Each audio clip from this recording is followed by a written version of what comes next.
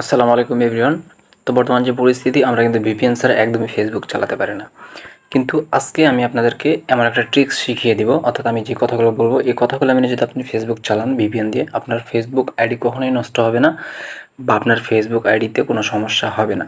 অনেকে কিন্তু আমাকে নক করেছিল যে ভাই আমার ফেসবুক আইডি লক পড়ছে বা এই সমস্যা হচ্ছে, ওই সমস্যা হচ্ছে, এরকম কিন্তু অনেকে বলছিলেন।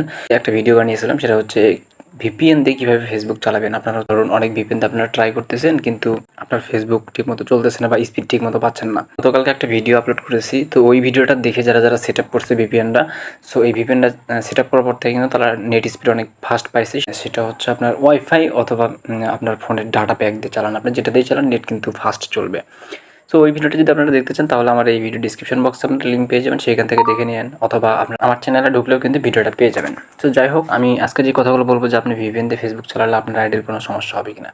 ভিপিএন দিয়ে ফেসবুক চালাইলে আইডির সমস্যা হবে, তবে সমস্যা সেই ক্ষেত্রে হবে না যে আপনি যদি কিছু রুলস মেনে চলেন। যেমন আমি কিন্তু ভিপিএন দিয়ে দিব্যি ফেসবুক চালাচ্ছি, ফেসবুকে কিন্তু সবসময় ভিপিএন দিয়েই চালাই।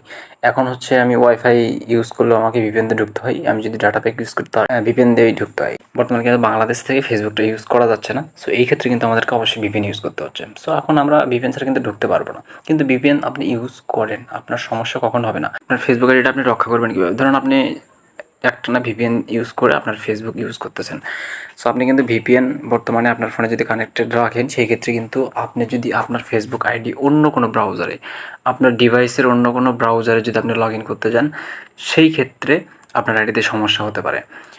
অথবা আপনি অন্য কোনো ফোনে লগ ইন করার জন্য ট্রাই করতেছেন, এই ক্ষেত্রে কিন্তু সমস্যা হবে। অথবা আপনি ফেসবুকেই বা আপনার ফোনের যে কোনো ব্রাউজারে লগ ইন করতেছেন, প্রতিদিন লগ আউট করতেছেন, এই ক্ষেত্রে কিন্তু আপনার আইডিতে সমস্যা হতে পারে, লক পড়তে পারে, অথবা আইডেন্টি ভেরিফিকেশন চাইতে পারে। সো এই জন্য অবশ্যই আপনারা ভিপিএন দিয়ে যতক্ষণ চালাবেন, ভিপিএন দিয়ে যতক্ষণ ফেসবুক চালাবেন, এই সময়ের মধ্যে আপনার ফেসবুক আইডি আপনি লগ আউট করবেন না, লগ ইন করবেন না। আপনি যেভাবে নর্মালি ফেসবুক চালাচ্ছেন, মেসেঞ্জার চালাচ্ছেন, এমনি চালাতে থাকেন। ভিপিএন অন করবেন, ফেসবুক চালাবেন। আপনার যখন লাগতেছে না, আপনি ভিপিএনটা অফ করলেন, ফেসবুক থেকে বেরিয়ে গেলেন।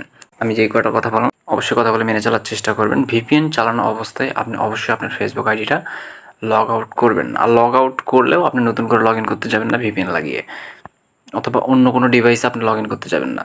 কারণ আপনি এখন যে আইপি অ্যাড্রেস দিয়ে আপনার ফেসবুকটা ইউজ করতেছেন, এটা হচ্ছে আপনার কিন্তু ধরেন সিঙ্গাপুর, আমেরিকা, এক একজন কিন্তু এক এক ভিপিএন ইউজ করতেছেন, এবং সেই ক্ষেত্রে কিন্তু সেই দেশের কান্ট্রি কিন্তু আপনার আইপিতে শো করতেছে। সো আপনি যদি লগ আউট করেন, কারণ আপনার কিন্তু বাংলাদেশ থেকে লগ ইন করা ছিল, আপনি যদি লগ আউট করেন, করে আবার যদি লগ ইন করতে চান, সেক্ষেত্রে ফেসবুক বুঝবে যে বাংলাদেশ থেকে আইডিটা লগ আউট হয়েছিল বা বাংলাদেশে আইডিটা চলতেছিল, এখন সিঙ্গাপুর অথবা আমেরিকা থেকে আইডিটা লগ ইন করার ট্রাই করতেছে, এরকম একটা নোটিশ তারা পাবে। তো সেই ক্ষেত্রে আপনাকে কিন্তু আইডেন্টি ভেরিফিকেশনের জন্য তারা বলবে যে আসলে আইডিটা আপনার, এটা আপনি ভেরিফাই করেন বা এটার প্রমাণ দিন, এরকম কিছু চাবে, আপনার আইডিটা লক করে দিতে পারে।